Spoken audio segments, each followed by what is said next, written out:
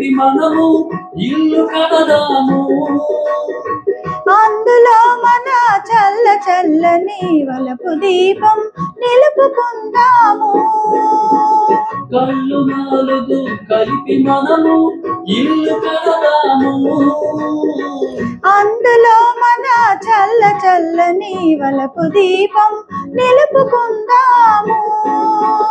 పసిడి మనసుల పట్టె మంచం వేసుకుందాము. అందులో మన పడుచు కోర్కెల మల్లె పూలు పరుచుకుందాము. నేను ఏకమైనాము.